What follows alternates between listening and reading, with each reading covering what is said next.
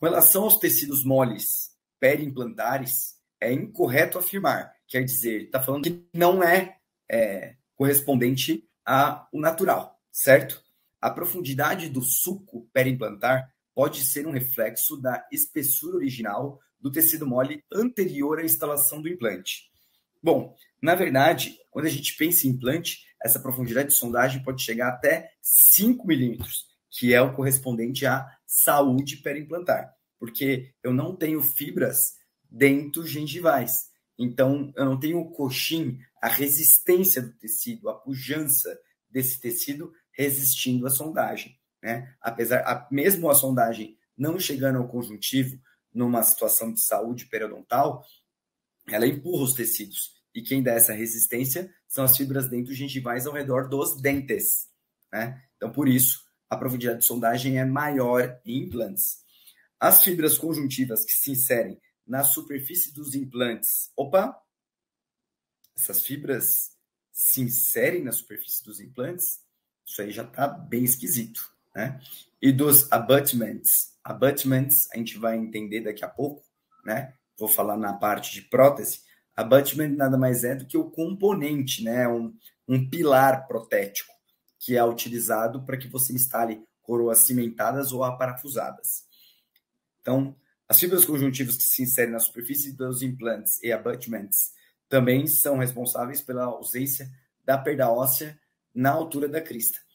O mais correto aqui seria o epitélio juncional que se adere, aí a questão estaria certa. Sobre as fibras circulares e paralelas que fazem parte... Somente as fibras circulares e paralelas fazem parte da inserção conjuntiva ao redor dos implantes. Sim, na verdade, não seria inserção o termo correto, tá? Fazem parte dos componentes da porção do tecido conjuntivo, né? Talvez essa terminologia seria mais apropriada, mas sim, eu tenho fibras circulares. Eu tenho fibras que mantêm também a pujança e toda a anatomia desse tecido queratinizado periimplantar, mas elas não se inserem. Por isso que inserção conjuntiva talvez parte do tecido conjuntivo seria a elaboração, né, uma terminologia mais correta para a questão. A necessidade de tecido queratinizado ao redor dos implantes dentários é mais controversa que ao redor dos dentes. Olha, pessoal, essa questão é de 2013, né? Eu confesso que dá um certo incômodo de ver essa alternativa, porque até essa época, sim.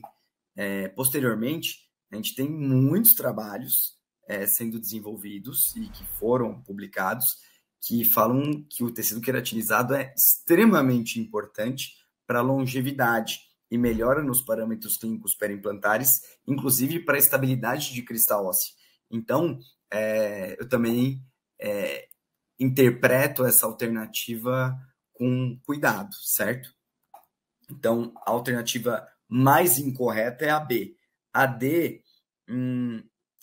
eu sou um pouco relutante, inclusive para quem vivencia isso clinicamente, né?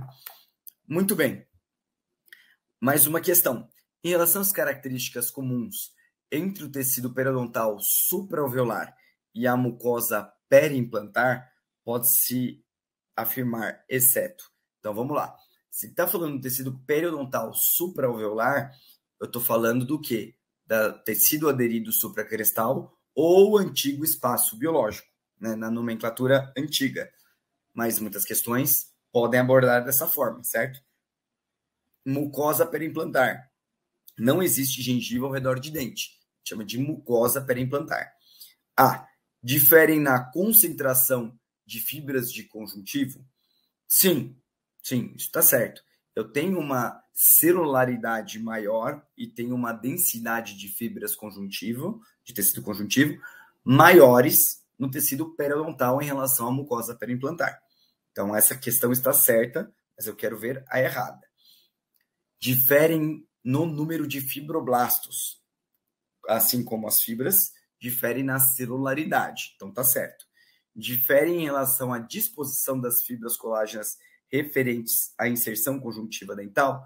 Sim, diferem porque como eu mencionei, o tecido,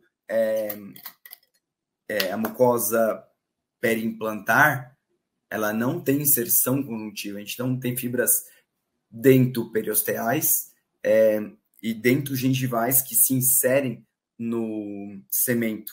Portanto, essa alternativa, ela também ela está certa, porque difere a disposição das fibras.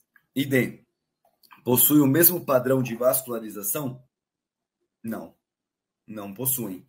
Existe menos vascularização na mucosa periimplantar, né? Porque também existe toda essa diminuição da celularidade e diminuição da densidade das fibras e também da vascularização.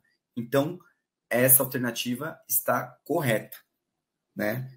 Então, quer dizer, está correta porque é a errada, entende? É isso.